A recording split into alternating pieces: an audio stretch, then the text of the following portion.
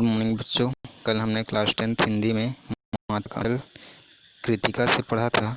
हम लोग पढ़े थे कि बालक जो होते हैं, बालक बच्चों से माता बहुत प्रेम करती है। पिताजी चाहे उनको कितनों भी भोजन का कौर खिला लें, जब तक माता जी अपने हाथों से उनको नहीं खिलाती, माता जी का मन नहीं भरता। बच्चे अपने पापा के पास ही अधिकतर रहते हैं और उनके साथ खेलते हैं। कभी कभी खेल में उनके पिताजी भी शामिल हो जाते हैं। बच्चे बोल रहे हैं कि हम खेलते हैं, खाना बनाते हैं, खुद खाते हैं, किसी भी चीज़ों का हम वस्तु बना लेते हैं और हम ही लोग उपयोग करते हैं। पापा भी कभी कभी हमारे साथ आकर बैठ जाते हैं, जैसे ही खाना मांगते हैं हम लोग उठ करके सब कुछ इधर उधर करके भाग जाते हैं। अब आगे पढ़ेंगे। लेखक कहते हैं कि कभी कभी हम लोग बारात का भी जुलूस निकालते हैं, अर्थात बारात निकालते हैं।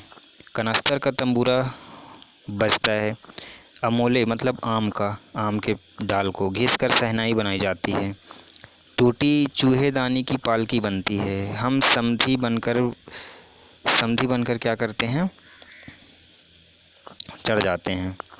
और चबूतरे के कोने से चलकर बारात दूसरे कोने में जाकर दरवाजे पर लगती है। वहाँ काठ की पटरियाँ से घिरे गोबर से लिपे आम और केले की टहनियों सजाए हुए छोटे आंगन में कुल्हिए का कलसा रखा जाता है। वहीं पहुंचकर बारात फिर लौट आती है। लौटने के समय खटोली पर लाल ओहार डालकर उसमें दुल्हन को चढ़ा लिया जाता है। ओहार जो कहार होते हैं उसको ओहार कहते हैं। लौट आने पर बाबूजी ज्यों ही ओहार उघार कर मतलब खोल कर दुल्हन का मुख निहारने की कोशिश करते ही हम लोग हंसकर भाग जाते हैं। बचपन का खेल का यहाँ वर्णन किया गया है। बच्चे कहते हैं कि हम लोग बचपन में ऐसा खेल खेलते थे कि बारात निकालते थे और वहीं केले आम के पेड़ के नीचे लिपाई जहाँ लिपा हुआ होता था वहीं हम कलश रखते थे। बारात वहीं पहुँचती थी। बारात फिर जब विदा करके लड़की को लाना होता था तो वो जो कहार होता है वो खटोली का लाल कपड़े से ढक देते थे और जब पिताजी उसको देखने की कोशिश करते तो हम उसको छोड़ करके भाग जाते थे। थोड़ी देर बाद लड़कों की मंडली जुट जाती थी। लड़के आ जाते थे, मंडली मतलब समूह। इकट्ठा होते ही राय जमती मतलब विचार बनता था कि खेती की जाए। अब वो बारात का खेल समाप्त हो गया, अब उनकी राय बनती है खेती करी जाए। बस चबूतरे की छोर से घिरनी गड़ जाती थी, मतलब लकड़ी का ऐसे घेरा बना लेते थे और नीचे की गली कुआं बन जाती थी। मूंज की बटी हुई पतली रस्सी में एक चुक्कड़ बांध गराड़ी पर चढ़ाकर लटका दिया जाता। मूंज एक रेशेदार रस्सी होता है और दो लड़के बैल बनकर मोट खींचने लग जाते थे, हल को खींचने लग जाते थे। चबूतरा खेत बनता था। कंकड़ बीज और ठेंगा हल जुआड़ा बनता था। अब इसका बड़ी मेहनत से खेत जोते बोए और पटाए जाते, मतलब पाटा जाता। फसल तैयार होते देर न लगती, तुरंत फसल हो जाता। हाथ काट भी लेते थे। काटते समय गाते थे, ऊंच नीच के बई भी कियारी जो उपजी सो भाई हमारी, मतलब हम जैसे तैसे करके खेती किए, अब इसमें जो हुआ, जो उत्पन्न हुई वो हमारा हो गया। अब फसल को एक जगह रखकर उसे पैरों से रौंद डालते थे। कसोरे का सूप बनाकर ओसाते थे, मतलब उसको कसोरे का तात्पर्य होता है मिट्टी का बना हुआ छिछला कटोरा। ऐसे करके हम फसल को उड़ाते थे, साफ करते थे, मिट्टी के दिए के तराजू पर तौल कर राशि तैयार कर लेते थे और मिट्टी का जो दिया होता है उस पर हम तौलते थे और उसको बेचते थे और पैसा इकट्ठा कर लेते थे, मतलब बेचकर पैसा कमा लेते थे। इसी बीच बाबूजी आकर पूछ बैठते कि इस साल खेती कैसी रही भोलानाथ। बस फिर क्या, हम लोग ज्यों का त्यों खलिहान छोड़कर हंसते हुए भाग जाते थे। कितनी मौज की खेती थी, मतलब बहुत अच्छा लगता, बहुत मज़ा आता था। ऐसे ऐसे नाटक हम लोग बराबर खेला करते थे, मतलब प्रतिदिन हमारा यही काम रहता था। बटोही भी कुछ ठिठक कर हम लोगों के तमाशे, मतलब रास्ता चलने वाले को बटोही कहते हैं। और ऐसे बटोही जो होते हैं खड़े होकर के हमारा तमाशा भी कभी कभी देखने लगते थे। जब कभी हम लोग ददरी के मेले में जाने वाले आदमियों का झुंड देख पाते तब कूद कूद कर चिल्लाने लगते थे कि चलो भैया ददरी, सत्तू पिसान की मोटरी। अगर किसी दूल्हे के आगे जाती जाती ओहारदार, मतलब वही कहार जिसको ले जाते हैं पालकी को, तो पालकी देख पाते तब खूब ज़ोर ज़ोर से चिल्लाने लगते थे और कहते थे कि रहरी पुरान रहरी डोला के कन्या हमार मेहरी। रहरी का मतलब होता है अरहर। ये जो अरहर की खेती होता है ये खाली जगह पर दाने बोया जाता है तो वहीं बच्चे कहते हैं कि रहरी में रहरी पुरान रहरी, मतलब अरहर के खेत में पूरा अरहर का खेत भरा हुआ है और डोला की जो महिला है, जो डोला की जो बहू है वो हमार पत्नी है, ऐसा उनका कहना था। इसी पर एक बूढ़े वर ने हम लोगों की बड़ी दूर तक खदेड़ कर ढेलों से मारा था। ऐसे में एक बूढ़ा व्यक्ति जो है, जो उसका पति था, वह हम पे गुस्सा हो गया था, हमको दौड़ा दौड़ा करके मार रहा था। उस खसूट खब्बीस की सूरत आज तक हमें याद है। बच्चे को जो व्यक्ति परेशान करता है वो उसका चेहरा हमेशा याद रखते हैं।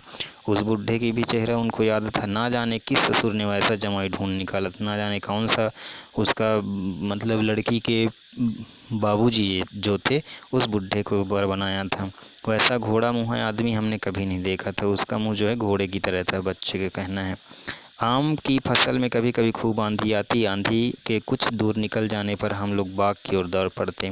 वहाँ चुन चुन कर घुले घुले गोपी आम चबाते थे। मतलब वहाँ आम का है एक प्रकार जिसको गोपी आम कहते हैं, उसको हम चबाते थे। एक दिन की बात है, आंधी आई और पट पड़ गई, मतलब पूरा आम ज़मीन पर गिर गया।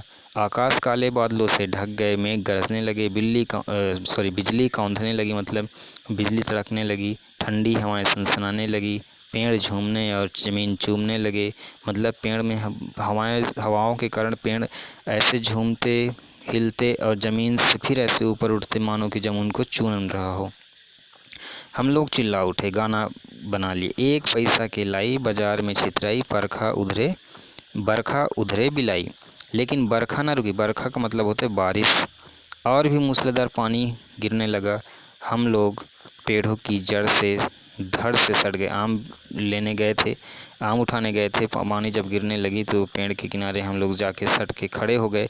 जैसे कुत्ते के कान में अंठाई। अंठाई का मतलब होता है कुत्ते के शरीर से चिपके रहने वाली छोटे छोटे कीड़े।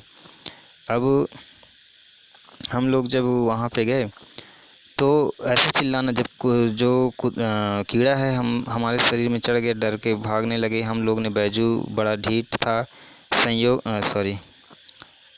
यहाँ पे आए थे कुत्ते, हाँ चिपक गई, मगर बरखा जमी नहीं, थम गई। अब वर्षा जो है थोड़ा सा रुक गया। वर्षा बंद होते ही बाग में बहुत से बिच्छू नजर आए। हम लोग डर कर भाग चले। हम लोगों में बैजू बड़ा ढीठ मतलब अड़ियल था। संयोग की बात कि बीच में मूसन तिवारी मिल गए। बेचारे बूढ़े आदमी को सूझता कम था।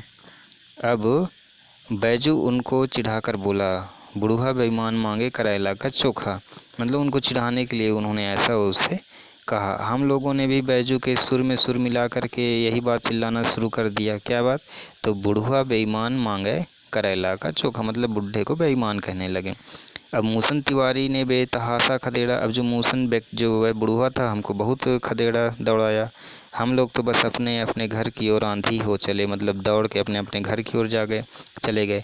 जब हम लोग ना मिल सके तब तिवारी जी सीधे पाठशाला अर्थात हमारे विद्यालय चले गए।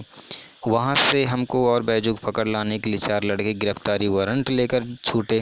गिरफ्तारी वारंट का मतलब होता है मतलब जाओ तुम उनको लेकर आना, ऐसा कहकर उन्होंने भेजा था।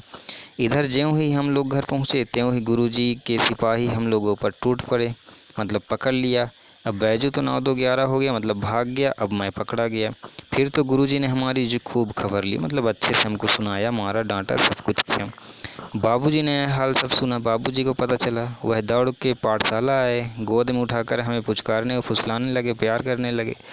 पर हम दुलारने से चुप होने वाले लड़के नहीं थे। रोते रोते उनका कंधा आंसुओं से तर कर दिया। अब इतना रोए कि उनके कंधे से जो हमारा आंसू था पूरा बह गया, उतर गया। अब वह गुरुजी की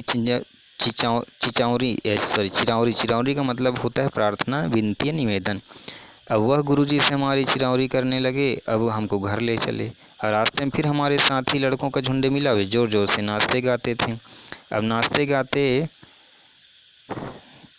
अब जो नाचते गाते हमारे और मित्र थे, माई पकाई गरर गरर पुआ, हम खाए पुआ, ना खेल अब जुआ। फिर क्या था, लड़कों की मंडली में मिलकर हमने रोना धोना भूल गया। फिर हट करके बाबूजी की गोद से उतर गए, लड़कों के साथ जाकर मिल गए और वही सुर अरापने लगे, मतलब वो जो बच्चे के गीत गा रहे थे वो हम भी गाने लगे। तब सब लड़के सामने वाले मकई के खेत में दौड़ पड़े। भुट्टा लगा था वहाँ पे दौड़ पड़े। उसमें चिड़िया का झुंड चल रहा था। वे दौड़ दौड़ कर उन्हें पकड़ने लगे, पर एक भी हाथ में नहीं आया।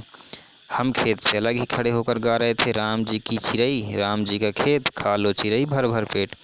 अर्थात ये आप ही का खेत है। चिड़िया को कहने लगे आप ही का खेत है, आपको जितना मन होता है खा लो यहाँ से। अब हमने कुछ दूर बाबूजी और हमारे गांव के कई आदमी खड़े होकर हमारा तमाशा देख रहे थे, मतलब हम जो ये कर रहे थे वो सब देख रहे थे। अब यही कहकर हंसते थे कि चिड़िया की जान जाए लड़कों का खिलौना, मतलब लड़के लोग उसको खेल रहे हैं, भले चिड़िया का जान चला जाए, पकड़ के मार डालें। सचमुच लड़के और बंदर पराई पीर नहीं समझते। अर्थात बंदर जो होता है जैसे लोगों को परेशान करते हैं, ठीक लड़के भी वैसे ही दूसरों को परेशान करते हैं और दूसरे के दर्द नहीं समझते। एक टीले पर जाकर हम लोग चूहे के बिल से पानी उलीचने, मतलब अब हम कुछ दूर आगे गए, टीला मिला, चूहे का बिल दिखा, वहाँ पर हम पानी डालने लगे चूहे के बिल में। नीचे से ऊपर पानी फेंकना था, नीचे से ऊपर वैसे पानी उनके बिल में डालना था। हम सब थक गए। तब तक गणेश जी के चूहे की रक्षा के लिए शिव जी का सांप निकल आया, अर्थात उस चूहे के जो बिल था वहाँ सांप निकल आया। अब हम लोग रोते चिल्लाते ऐसा भगे कि कोई औंधा गिरा, उल्टा गिरा, तो कोई अंटा चिट, तो कोई ऐसा गिरा जिसको पता ही नहीं था कि वो गिर गया। किसी का सिर फूटा, किसी के दांत टूटे, सभी गिरते पड़ते भागे। हमारी सारी देह लहूलुहान हो गई, हमारा खून निकलने लगा शरीर से, चोट लगने के कारण पैरों के तलवे में कांटों की छलनी हो गई थी, अर्थात हमारे पैर में कांटे भी लग गए थे। इस तरीके से बच्चों आगे हम अगले क्लास में पढ़ेंगे। धन्यवाद। आपका दिन शुभ हो।